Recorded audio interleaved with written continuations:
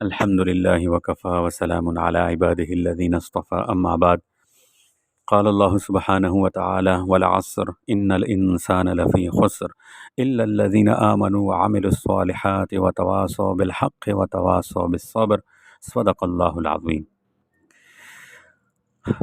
15 شعبان کی رات میں کون سے اعمال کرنے چاہیے، اس کے متعلق جو ہے حدیث کی روشنی میں بتائیں گے.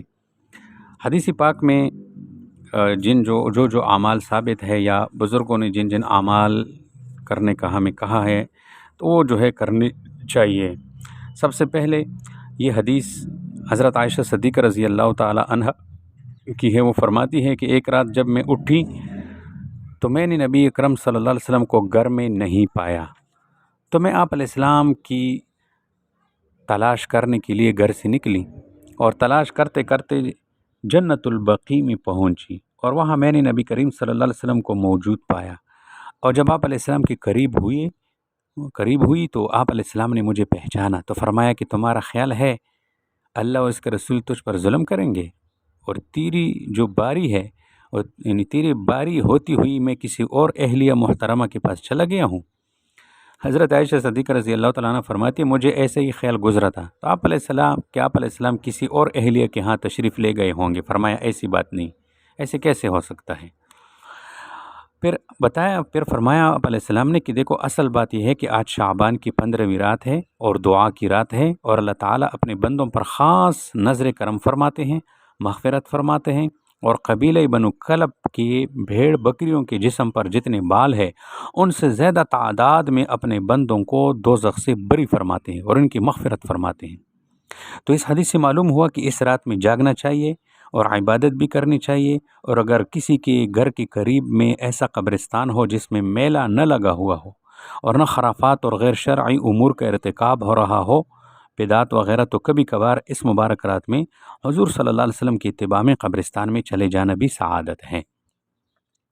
دوسری حدیث میں حضرت عائشہ صدیقہ رضی اللہ تعالیٰ عنہ فرماتی ہے کہ نبی اکرم صلی اللہ علیہ وسلم نے دریافت کیا، اے عائشہ تم کو معلوم ہے کہ اس رات میں کیا ہوتا ہے؟ تو آپ رضی اللہ تعالیٰ عنہ نے فرمایا کہ یا رسول اللہ آپ ہی بتائیں کہ کیا ہوتا ہے. آپ علیہ السلام نے فرمایا دیکھو آئندہ سال پیدا ہونے والے بچوں کے نام لکھ دیے جاتے ہیں، اور ہر اس آدمی کا نام بھی لکھ دیا جاتا ہے جس کا آئندہ انتقال ہونے والا ہے.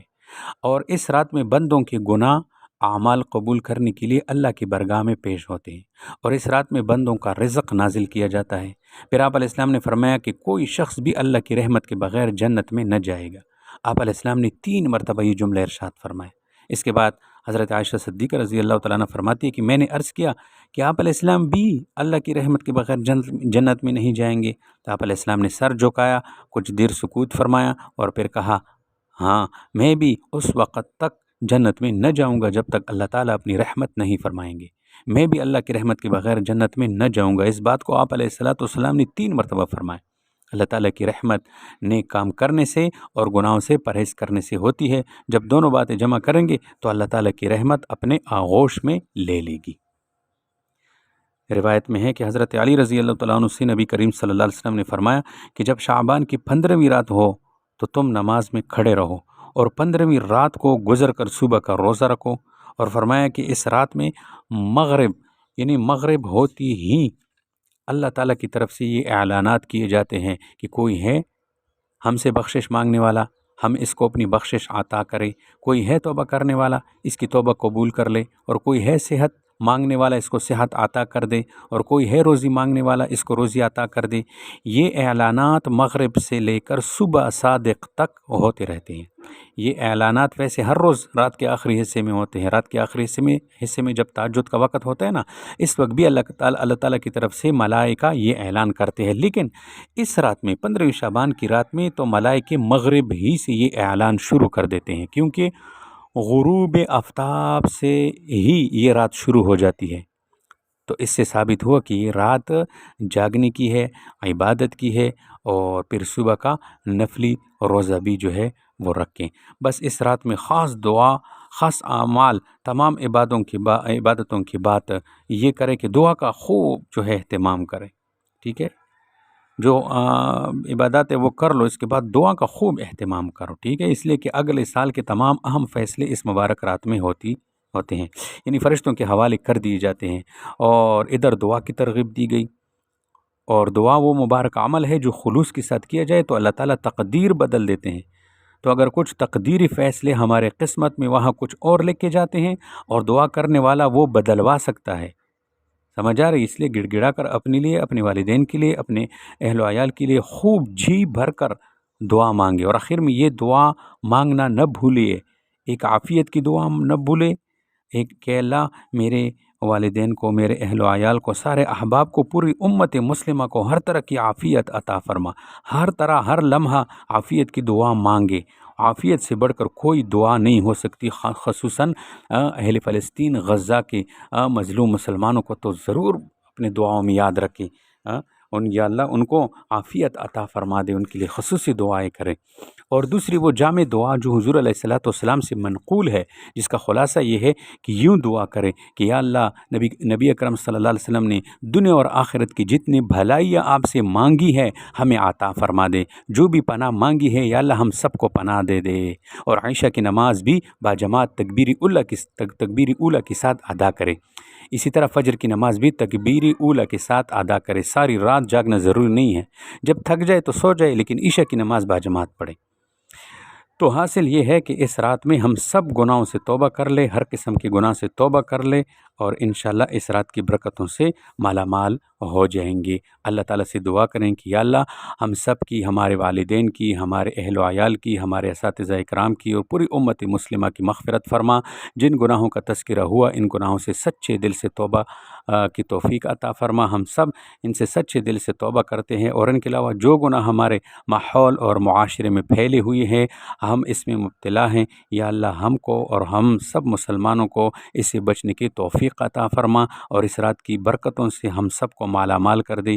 یا اللہ ہم کو اس رات کی قدر کرنے کی توفیق عطا فرما، آمین۔ وآخر دعوانا ان الحمد للہ رب العالمین۔ والفجر وليال عشر والشفع والوتر والليل إذا يسر هل في ذلك قسم لذي حجر۔ صدق اللہ العظیم۔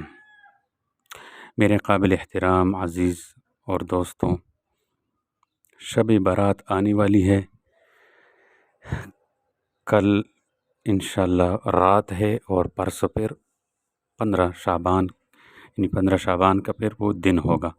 تو مناسب معلوم ہوتا ہے کہ شب برات سے متعلق نبی پاک صلی اللہ علیہ وسلم کے جو ارشادات ہے ان کا خلاصہ بیان کر دیا جائے، تاکہ ہم اس مبارک رات کی اہمیت کو سمجھیں، اور پھر اللہ تعالیٰ اپنے فضل و کرم سے ہم کو یہ بابرکت رات نصیب فرمائے، اور ہم زیادہ سے زیادہ اس رات میں عبادت کر کے، ذکر کر کے، تلاوت کر کے اور نوافل پڑھ کر اللہ تعالیٰ کی رضا حاصل کرنے کی کوشش کریں، اور جو اجر و ثواب اس مبارک رات میں اللہ تعالیٰ کی جانب سے دی جانے کا وعدہ کیا گیا ہے، اس کے حاصل کرنے کی کوشش فرمائے۔ اللہ تعالیٰ اپنی رحمت سے ہم سب کو توفیق عطا فرمائے۔ حضرت معاذ بن جبل رضی اللہ تعالیٰ عنہ سے روایت ہے کہ نبی پاک صلی اللہ علیہ وسلم نے فرمایا کہ 5 راتیں برکت والی راتیں ہیں، جو لوگ ان راتوں کو ذکر کے ذریعے، عبادت کے ذریعے زندہ رکھیں گے، یعنی ان راتوں میں بیدار رہیں گے، عبادت کریں گے، نوافل پڑھیں گے، ذکر کریں گے، تسبیح پڑھیں گے، اللہ تعالیٰ سے دعائیں مانگیں گے، اور دیگر اعمال صالحہ کر کے اس رات کو شب بیداری میں گزاریں گے، تو ان کے لیے جنت واجب ہو جائے گی۔ اور پھر فرمایا کہ وہ پانچ عبادات کی راتیں یہ ہیں: 8 ذی الحجہ کی رات ہے، اور 9 ذی الحجہ کی رات ہے، اور 10 ذی الحجہ کی رات، یعنی بقرہ عید کی شب، اور عید الفطر کی رات، اور شعبان کی 15ویں رات ہے۔ یہ 5 راتیں مبارک راتیں ہیں۔ جو شخص ان مبارک راتوں میں اللہ تعالیٰ کی برگاہ میں حاضر ہوگا اور ذکر اور دعا میں، نوافل اور عبادات میں مصروف ہوگا، تو اللہ تعالیٰ کی اس کے اوپر نظر خاص ہوگی اور رحمت خاص ہوگی، اور اللہ تعالیٰ اس کے لیے جنتی ہونے کا فیصلہ فرمائے گا۔ دوسری روایت میں حضرت معاویہ رضی اللہ تعالیٰ عنہ سے روایت ہے کہ نبی اکرم صلی اللہ علیہ وسلم نے فرمایا کہ جب شعبان کی 15ویں رات ہوتی ہے تو اللہ تعالیٰ اپنے ساری مخلوق کی طرف خاص نظر کرم فرماتے ہیں۔ اللہ تعالیٰ ساری مخلوق کی بخشش کر دیتے ہیں سوائے 2 آدمیوں کے، اور دوسری روایت میں 5 آدمیوں کا ذکر ہے۔ تو دونوں حدیثوں کو ملاؤ تو حاصل یہ نکلے گا کہ سوائے 7 آدمیوں کے باقی ساری مخلوق کی اللہ تعالیٰ مغفرت فرما دیتے ہیں، اور وہ 7 آدمی ایسے بدنصیب ہے اور وہ ایسے سنگین گناہ کے اندر مبتلا ہے کہ وہ اس کی مغفرت اور بخشش کے موسم بہار میں بھی اللہ تعالیٰ کی رحمت خاص سے محروم ہو جاتے ہیں۔ اب سنو، ان میں سے جو ہے سب سے پہلا کون آدمی ہے جو اللہ کی اس رات میں بھی اس کی مغفرت نہیں ہوتی؟ تو اس میں سب سے پہلا مشرک ہے۔ العیاذ باللہ، جو شخص اللہ تعالیٰ کی ذات اور صفات میں کسی اور کو شریک کرتا ہے، جس کو مشرک کہتے ہیں، خدا نخواستہ جو آدمی شرک گناہ عظیم میں مبتلا ہے، وہ اس رات میں بخشا نہیں جائے گا۔ اس کا مطلب یہ ہے کہ جتنے بھی کفار اور مشرکین ہیں وہ سارے کے سارے اللہ تعالیٰ کی اس رحمت خاص سے محروم ہو جاتے ہیں۔ اچھا، بعض مسلمان بھی ایسے شرکیہ اعمال میں مبتلا ہو جاتے ہیں، جیسے وہ لوگ جو مزاروں پر، بزرگوں کے مزارات پر جو ہے جاتے ہیں، ان مزاروں پر جا کر ان بزرگوں کی قبروں پر سجدے کرتے ہیں، رکوع کرتے ہیں اور ان سے براہ راست مانگتے ہیں، اور اس بزرگ سے براہ راست مخاطب ہو کر کہتے ہیں کہ ہمیں بیٹا دیجئے، ہمیں روزی دیجئے، ہماری فلاں مشکل حل کر دیجئے، ہمارا فلاں فلاں کام ہو جائے، اور ان کی منتیں مانتے ہیں، ان پر چڑھاوے چڑھاتے ہیں، اور پھر ان سے براہ راست کہتے ہیں کہ اگر آپ نے ہماری بگڑی بنا دی تو ہم آپ کے مزار پر چادر یا دیگ جو ہے وہ چڑھائیں گے، اگر آپ نے میرا فلاں کام کر دیا تو میں مزار کی مجاورین کی دعوت کروں گا۔ اللہ پاک سے نہیں مانگتے، کیونکہ اللہ سے مانگنا اور اس کی وسیلے سے مانگنا تو درست ہے، لیکن وہ نہ تو وسیلے سے مانگتے ہیں اور نہ ہی اللہ پاک سے براہ راست مانگتے، بلکہ براہ راست وہ ان بزرگوں سے مانگتے ہیں، ان کی مزاروں پر چادر اور چڑھاوے چڑھاتے ہیں۔ ان کے ذہن میں یہ بیٹھا ہوا ہے کہ اللہ تعالیٰ ہماری سنتا نہیں ہے اور ان کی ٹالتا نہیں ہے۔ العیاذ باللہ، معاذ اللہ، کتنی بڑی گستاخی ہے! گویا اللہ تعالیٰ کے سامنے اتنی مجبور ہے کہ اگر وہ کہے تو کرنی پڑے گی۔ العیاذ باللہ، دونوں باتیں غلط ہیں اور اللہ جل جلالہ کی شان میں گستاخی ہے۔ اگر کوئی مسلمان ان کاموں میں مبتلا ہوگا تو اس کی بھی اس رات میں پھر بخشش نہیں ہوگی۔ دوسرا آدمی کینہ رکھنے والا بھی اس رات میں بخشا نہیں جائے گا، اور کینہ رکھنا اپنے دل میں یہ گناہ کبیرہ ہے۔ کینہ اس کو کہتے ہیں انسان کا کسی سے جھگڑا ہو جائے یا لڑائی ہو جائے یا کوئی بھی بڑی بات آپس میں ہو جائے تو اس کو دل میں رکھ لے۔ بعض دفعہ آدمی بدلہ لینے سے عاجز ہو جاتا ہے، تو یہ اس وقت تو ہوتا ہے کہ جب سامنے والا شخص ہم سے زیادہ طاقتور ہو یا صاحب منصب ہو، اب ہم اس کے سامنے عاجز ہے، ہم زبان نہیں کھول سکتے۔ ایسی صورت میں انسان کا اندر ہی اندر خون کھولتا ہے، اور خون کھولنے سے اس کی بدخواہی دل میں جو ہے آ جائے، کسی طرح اس کا جو ہے اس کا بیڑا غرق ہو جائے، کسی نہ کسی طرح اس کا ایکسیڈنٹ ہو جائے، کسی نہ کسی طرح اس کا جانی یا مالی نقصان ہو جائے، انتقام کا جذبہ پیدا ہو جاتا ہے۔ اسی بدخواہی کا نام کینہ ہے، اور یہ کینہ بہت بڑا گناہ ہے، اور ایسے مبارک رات میں بھی ایسے آدمی کی بخشش نہیں ہوتی۔ اب اس سے بچنے کی دو راستے ہیں، یا تو بدلہ لے لے، ٹھیک ہے، یا اللہ کے لیے معاف کر دے، مگر بدلہ اتنا لے جتنا اس نے ستایا، یا پھر معاف کر دے۔ معاف کر دینے میں کوئی حرج نہیں ہے، اس کا بھی بڑا اجر ہے، لیکن اگر بدلہ بھی نہ لے اور اس سے معاف بھی نہ کرے اور اس کے نتیجے میں اندر ہی اندر اسے تباہ کرنے، برباد کرنے کے منصوبے بناتا رہتا ہے، یہ منصوبہ بندی دل کے اندر کا گناہ ہے، اس سے بچنا چاہیے۔ تیسرا وہ شخص ہے جس کی جو ہے مغفرت اس رات میں نہیں ہوتی، وہ شراب پینے کا عادی ہے اور وہ روز شراب پیتا رہتا ہے، یا اور کوئی نشہ وغیرہ کرتا رہتا ہے اور وہ اس کا عادی ہو گیا، اللہ بچائے، اس کی بھی جو ہے اس رات بخشش نہیں ہوتی۔ اور چوتھا وہ جو اپنے رشتہ داروں سے قطع تعلقی کرتا ہے۔ انسان جب دوسرے انسان کے ساتھ رہتا ہے نا تو کچھ نہ کچھ تو نااتفاقی پیش آتی ہے نا، لیکن ہمارے مذہب میں ہے کہ اس کو معاف کر دے، اس لیے کہ جب عام مسلمانوں سے اسی طرح قطع تعلقی گناہ ہے تو پھر اپنے رشتہ داروں کے بارے میں سوچو، رشتہ داروں عزیزوں سے اس طرح قطع تعلق، قطع رحمی، یہ تو اور بھی زیادہ پھر گناہ بن گیا۔ لہٰذا جس سے کسی سے جھگڑا ہو گیا ہو اور سلام کرنا چھوڑ دیا ہو، اس کو اپنے دل سے معاف کر دینا چاہیے اور سلام کرنا شروع کر دینا چاہیے۔ ہاں، یہ ضروری نہیں ہے کہ جس طرح پہلے گہرے تعلقات تھے اب دوبارہ بھی اسی طرح رکھے، بلکہ بس دل صاف کرنا ضروری ہے۔ اور پانچواں وہ آدمی ہے جو اپنی شلوار، پتلون، پینٹ ٹخنوں سے نیچے رکھتا ہے۔ یہ وہ گناہ ہے جس پر ہم سب کو توجہ دینی چاہیے، کیونکہ یہ گناہ ایسا ہے جس میں آج باہر کی دنیا والے تو مبتلا ہی ہے، لیکن وہ بھی مبتلا اس گناہ میں ہے جو مسجد میں جمع ہونے والے احباب ہیں۔ یہ گناہ ایسا ہے جس کو مسلمانوں نے فیشن کے طور پر بھی اپنا لیا، جس کو دیکھو کوئی نمازی ہو، غیر نمازی، حاجی ہو، غیر حاجی، باشرہ ہو، بے شرع، اس کی شلوار ٹخنوں سے نیچے نظر آئے گی۔ اس حدیث میں اول تو صاف بات آ گئی کہ یہ بدترین گناہ ہے، اس گناہ کے کرنے والے کی اس رات میں بخشش نہیں ہوگی، اور دوسری روایت میں بہت ہی ہولناک وعید ہے اس گناہ کے ارتکاب کرنے والے کی۔ اللہ کرے کہ ہمارے دل میں وعید آ جائے اور ہم بلا تاخیر اس گناہ سے ہمیشہ کے لیے باز آ جائے۔ ایک روایت میں ہے کہ سرور دو عالم صلی اللہ علیہ وسلم نے فرمایا کہ 3 آدمی ایسے ہیں کہ قیامت کے دن اللہ تعالیٰ نہ ان پر نظر رحمت فرمائیں گے، نہ ان سے ہم کلام ہوں گے، نہ ان کا تذکرہ فرمائیں گے، اور ان کے لیے دردناک عذاب ہوگا۔